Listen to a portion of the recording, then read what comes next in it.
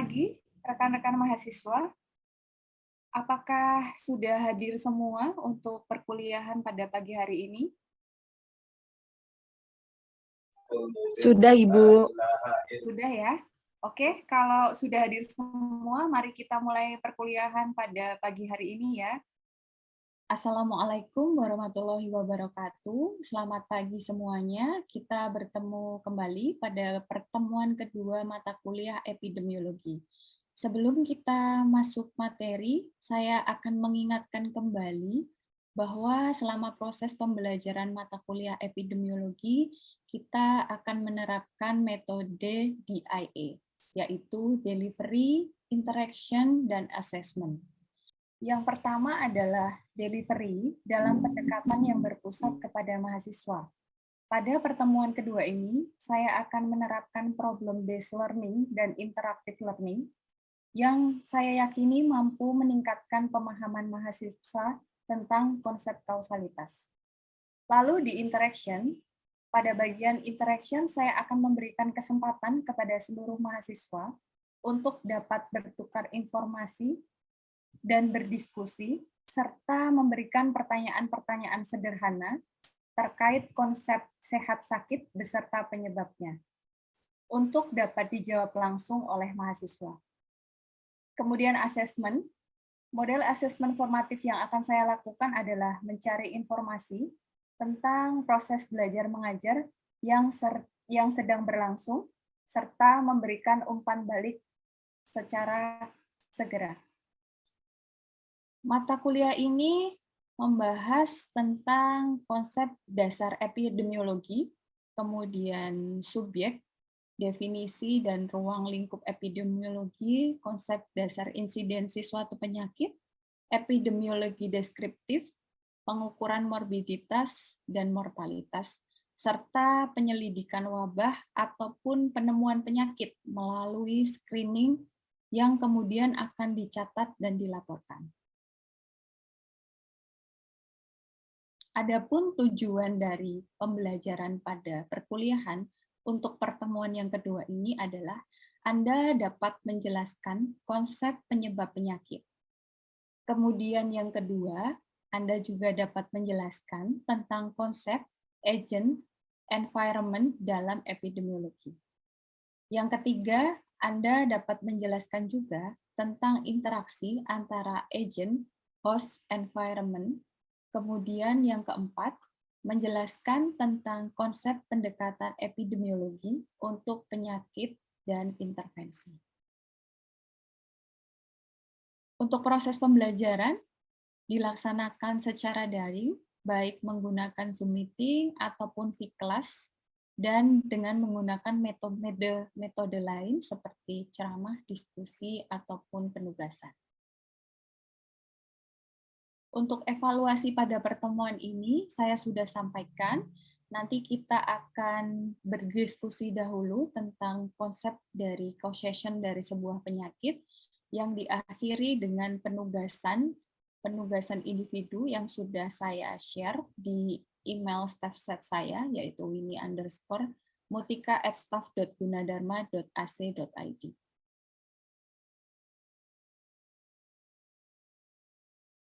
Untuk RPS kemarin, saya sudah menyampaikan RPS yang di awal pertemuan kita ya.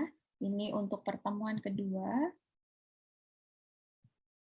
Pertemuan kedua ini fokus kita membahas tentang konsep sehat, sakit, kemudian penyebabnya, yang outline-nya berupa pengertian sehat itu sendiri, kemudian sakit, dan interaksinya. Kemudian yang kedua, tentang teori kausa penyakit. Yang ketiga, tentang faktor yang berperan dalam terjadinya penyakit. Dan yang terakhir, web of causation.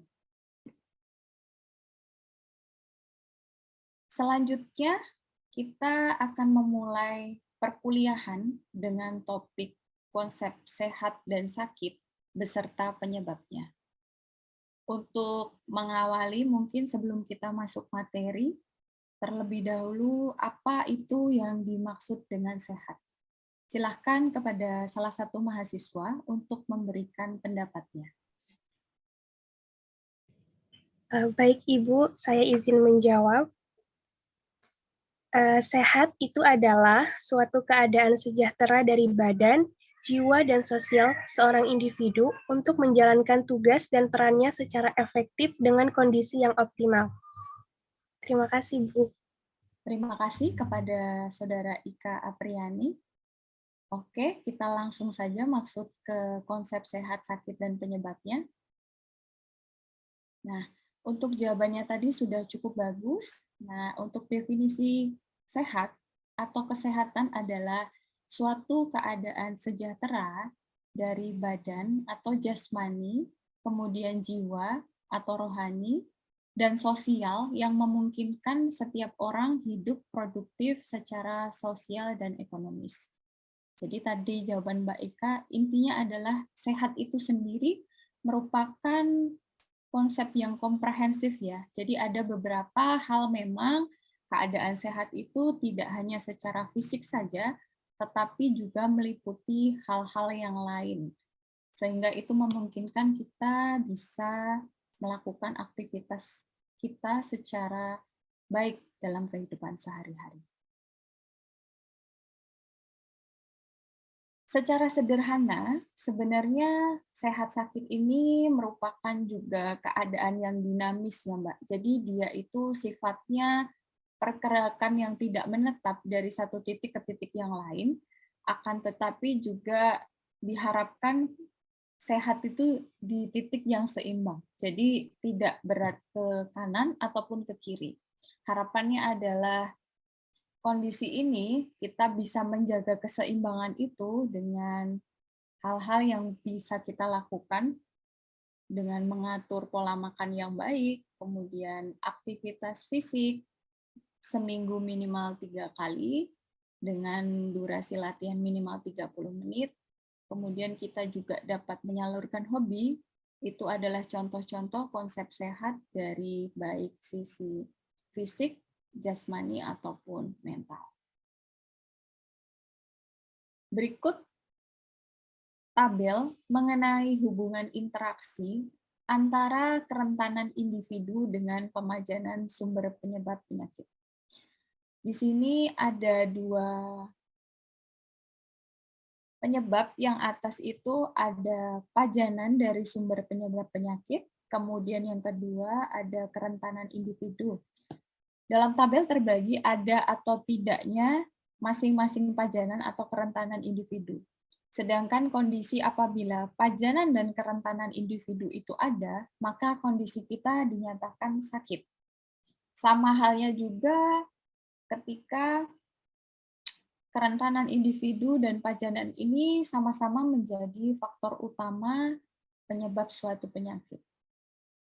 Akan tetapi, kerentanan individu dan pajanan dari sumber penyakit ini apabila dia tidak ada, itu maka kondisi yang dinyatakan itu sehat.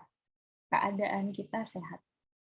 Maka dari itu, agar tidak sakit, kita dapat melakukan dengan dua cara, yaitu yang pertama, menghindari keterpaparan dengan sumber penyakit, kemudian yang kedua, menurunkan kerentanan atau meningkatkan daya tahan tubuh.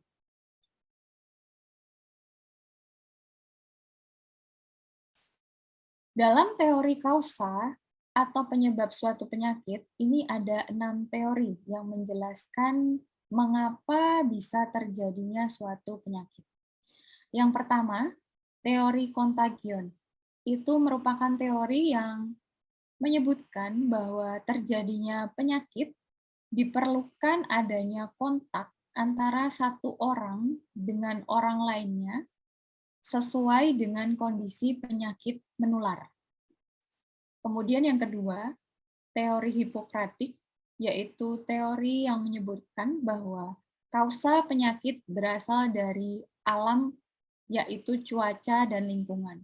Seperti kita ketahui bersama bahwa sekarang sedang in untuk isu pemanasan global ya. Nah, itu beberapa penyakit kulit yang muncul itu diduga disebabkan dari alam. Ini masuk ke teori Hippocratic. Kemudian yang ketiga, itu teori miasmatik, penyakit yang dapat terjadi karena adanya gas atau udara buruk dari bumi. Biasanya di kota-kota besar kita menggunakan indikator berapa udara yang bagus, bisa dinyatakan dia untuk kadar polusinya ya, itu tertinggi di pagi hari, di siang hari, atau dia di malam hari. Nah, ini beberapa menyebabkan penyakit pernafasan, apalagi disertai dengan orang-orang yang sudah memiliki penyakit bawaan, contohnya asma. Kemudian yang keempat, itu adalah teori epidemik. Teori epidemik menyebutkan bahwa terjadinya suatu penyakit karena adanya hubungan antara cuaca dan faktor geografi atau tempat tinggal. Kemudian yang kelima, itu teori kuman atau germ. Penyakit dapat terjadi karena adanya kuman atau mikroorganisme yang dianggap sebagai penyebab tunggal dari suatu penyakit. Kemudian yang terakhir, teori multikausa. Penyakit terjadi karena adanya interaksi berbagai faktor seperti lingkungan sosial, biologis, kimiawi, genetik, malnutrisi, kepadatan penduduk, kemiskinan, dan lain-lain. Baik, untuk sampai di teori kausa, ada 6 poin yang sudah saya sampaikan. Sebelum kita masuk poin berikutnya, mungkin ada salah satu mahasiswa yang dapat mengulang kembali terkait bagaimana cara supaya kita tidak sakit. Silakan. Bu, izin menjawab. Silakan, Mbak. Saya Agustin izin menjawab. Agar tidak sakit, maka dapat dilakukan dengan 2 cara. Yang pertama, menghindari keterpaparan dengan sumber penyakit. Yang kedua, menurunkan kerentanan atau meningkatkan daya tahan tubuh. Terima kasih. Terima kasih Mbak Agustin untuk review materinya. Berarti sampai ini bisa dipahami ya yang tadi sudah saya sampaikan. Kemudian kita masuk materi berikutnya. Adapun dalam epidemiologi, kita menyimpulkan ada 3 faktor utama yang berperan dalam terjadinya penyakit ataupun masalah kesehatan. Biasanya disebut dengan trias epidemiologi, yaitu segitiga epidemiologi yang menggambarkan interaksi antara 3 faktor yang berperan dalam terjadinya penyakit atau masalah kesehatan lain. Di sini sudah ada 3 gambar yang menyebutkan. Yang pertama itu host.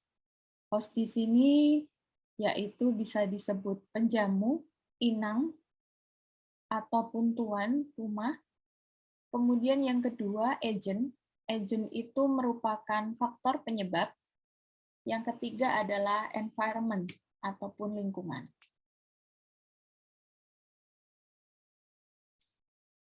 Yang pertama, host yang biasa disebut penjamu, inang, atau tuan rumah adalah manusia ataupun makhluk hidup seperti burung, kemudian arthropoda yang biasanya menjadi tempat terjadinya proses perkembangan penyakit itu sendiri. Yang termasuk dalam host antara lain, di sini ada beberapa hal. Yang pertama adalah umur. Umur di sini beberapa penyakit memiliki kecenderungan dialami oleh umur-umur tertentu. Bisa saya contohkan mungkin apabila seiring dengan bertambahnya umur yang tidak diikuti dengan adopsi gaya hidup sehat, dapat muncul penyakit-penyakit tidak menular seperti diabetes mellitus tipe 2, kemudian jantung koroner, yang rata-rata disebabkan oleh pola makan. Kemudian yang kedua, itu adalah jenis kelamin. Adapun penyakit yang terjadi lebih banyak pada wanita. Contohnya adalah kanker payudara, dan pada laki-laki misalkan penyakit jantung koroner. Jadi kecenderungannya itu terhadap gender tertentu di suatu penyakit. Kecenderungan bukan berarti dia hanya yang mungkin bisa saja mengalami, tapi dia sebagian besar, Mbak. Katakan kanker payudara itu apakah mungkin, Bu, terjadi pada laki-laki? Mungkin saja, tapi dominasinya terjadi pada wanita. Kemudian yang ketiga, itu adalah genetik, penyakit yang dapat diturunkan secara gen pada individu-individu tertentu. Contohnya, diabetes mellitus tipe 2, kemudian yang kedua hipertensi, dan lain-lain. Beberapa penyakit tersebut juga selain menyumbang dari faktor genetik, tapi juga diikuti dengan yang berpengaruh, yaitu pola hidup sehat, seperti pola makan ataupun aktivitas fisik. Kemudian yang keempat, itu ada suku, ras, dan warna kulit. Kemudian yang kelima, keadaan fisiologis tubuh. Ini meliputi tahapan yang sering kita lewati ya Mbak, atau sudah kita pernah alami juga. Itu kelelahan, pubertas, stres, ataupun kehamilan. Kemudian yang keenam, itu daya tahan tubuh. Tentu saja daya tahan tubuh ini menjadi faktor utama ketika memang sedang ada penurunan, rawan terjadinya penyakit terinfeksi ya, kira-kira seperti itu. Dan yang terakhir, perilaku atau gaya hidup.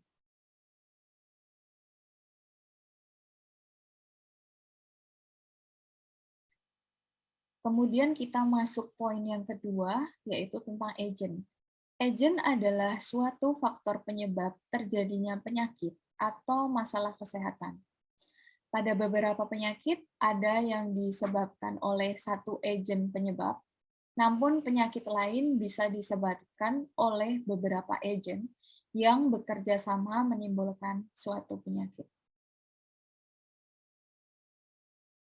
Yang termasuk dalam faktor agen antara lain, yang pertama adalah mikroorganisme, itu seperti bakteri, virus, jamur, cacing, amuba, parasit, dan lain-lain. Kemudian yang kedua, itu kimiawi.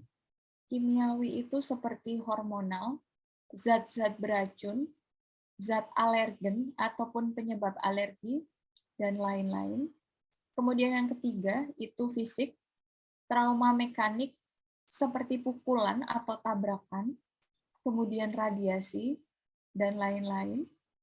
Yang keempat, yaitu gizi. Bisa terjadi kondisi kekurangan ataupun kelebihan. Yang ketiga, environment, lingkungan, yaitu semua faktor yang terjadi di luar individu. Yang termasuk dalam faktor environment antara lain, yang pertama lingkungan fisik, seperti geografis, iklim, rumah, dan lain-lain. Lingkungan biologis, seperti penduduk, flora, yang bisa jadi menjadi sumber makanan, fauna, dan lain-lain. Kemudian yang ketiga, lingkungan sosial, lingkungan perumahan, urbanisasi, tempat kerja, keadaan sosial masyarakat, misalnya kerusuhan, bencana, perang, dan lain-lain. Berikut beberapa gambar untuk segitiga epidemiologi atau yang biasa kita sebut trias epidemiologi. Untuk yang di bagian atas, yang lancip itu disebut agent. Kemudian yang di bawah kanan, penjamu. Yang di bagian kiri itu lingkungan. Jadi kalau kondisi kita sehat, Mbak, segitiga kita dengan garis yang ada di tengah itu berada dalam titik yang seimbang. Itu menyatakan gambar di sampingnya yang ada gambar garisnya, itu kondisi kita sehat. Lalu apabila kondisi kita tidak seimbang antara agent host environment, itu dapat Ibu sampaikan di poin A, B, C, D, bahwa di situ terjadi ketidakseimbangan yang menyebabkan kondisi sakit. Penyebaran penyakit model jaring-jaring sebab akibat atau the web of causation itu menyebutkan bahwa suatu penyakit tidak tergantung pada satu sebab yang berdiri sendiri, melainkan sebagai akibat dari serangkaian proses sebab akibat. Penyakit dapat dicegah dengan memotong rantai pada berbagai titik. Di sini Ibu akan memberikan contoh tentang web of causation yang cukup mewakili penjelasan dari awal tentang konsep agent host environment dan beberapa teori penyebab penyakit yang tidak dapat berdiri sendiri, sehingga saling mempengaruhi antara satu dengan yang lainnya. Di sini Ibu akan mengambil contoh tentang isu sosial kemiskinan yang terkait secara tidak langsung dari penyebab suatu penyakit. Kondisi kemiskinan itu dapat kita simpulkan ada beberapa hal yang menyebabkan. Yang pertama, dimungkinkan terjadinya karena pendidikan rendah. Pendidikan rendah ini tentu saja akan berpengaruh ke faktor pengetahuan ataupun pola konsumsi, sehingga dapat menyebabkan suatu penyakit. Kemudian yang kedua, itu produksi bahan makanan mentah. Produksi bahan makanan mentah ini akan terhubung langsung dengan faktor yang ketiga, yang di situ disampaikan bahwa daya beli rendah. Karena kalau produksi bahan makanan rendah dan daya beli rendah, akibatnya konsumsi makanan menjadi tidak memadai. Kemudian yang keempat, fasilitas kesehatan kurang. Fasilitas kesehatan kurang ini mengakibatkan kondisi kesehatan kita juga kurang, tidak dalam performa yang optimal ya. Sehingga 4 faktor tersebut berpengaruh ke 3 hal, yaitu pengetahuan, konsumsi, dan kesehatan. Akibatnya tentu saja dapat menyebabkan suatu penyakit yang terkait dengan kekurangan gizi. Kekurangan gizi ini juga dipengaruhi daya tahan tubuh dan penyerapan gizi yang mungkin saja terganggu pada saat proses absorpsi.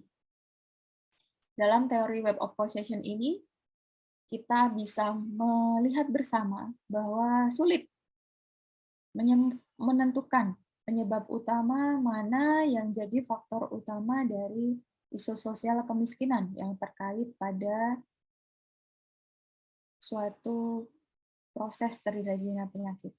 Tapi tentu saja hal ini dapat dilakukan pencegahan dari berbagai arah.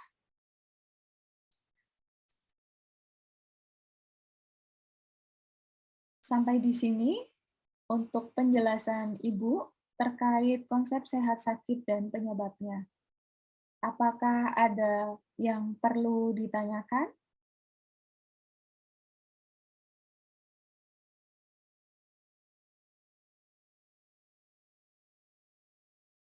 Jika tidak ada yang ingin ditanyakan, maka saya akan meminta salah satu mahasiswa untuk membuat narasi tentang web of causation penyakit tidak menular. Kira-kira jika penyakit tidak menular seperti diabetes mellitus tipe 2, hal apa saja yang mungkin menjadi penyebabnya? Silahkan kepada salah satu mahasiswa, ada yang ingin mengemukakan pendapatnya? Izin menjawab, Ibu. Oh, silahkan Mbak Anis. Untuk penyebab dari diabetes mellitus tipe 2 ini yaitu ada usia, jenis kelamin, hipertensi, dan genetik ibu. Seperti itu. Terima kasih Mbak Anis. Perlu kita ketahui bersama bahwa diabetes mellitus tipe 2 merupakan salah satu penyakit degeneratif yang memiliki banyak faktor. Seperti yang sudah disebutkan Mbak Anis tadi, saya akan tambahkan beberapa sebab yang mungkin menjadi penyebabnya. Bisa jadi dari pola hidup sehat yang terdiri dari pola makan, kemudian aktivitas fisik. Selain itu, konsumsi alkohol dan merokok juga menjadi salah satu penyebab terjadinya penyakit diabetes mellitus tipe 2. Maka dari itu, penyakit tersebut kita tidak tahu secara pasti mana yang menjadi faktor utama dari terjadinya suatu penyakit. Oke, sampai di sini untuk kuliah pada pertemuan kedua pada pagi hari ini. Apakah masih ada yang ingin ditanyakan? Sudah cukup, Ibu. Sepertinya tidak ada, Ibu. Sudah cukup ya, terima kasih. Jika tidak ada yang ditanyakan lagi, maka saya rasa cukup sekian untuk pertemuan pada pagi hari ini. Terima kasih, saya akhiri cukup sekian. Assalamualaikum warahmatullahi wabarakatuh. Waalaikumsalam warahmatullahi wabarakatuh. Terima kasih, Ibu. Terima kasih, Mbak.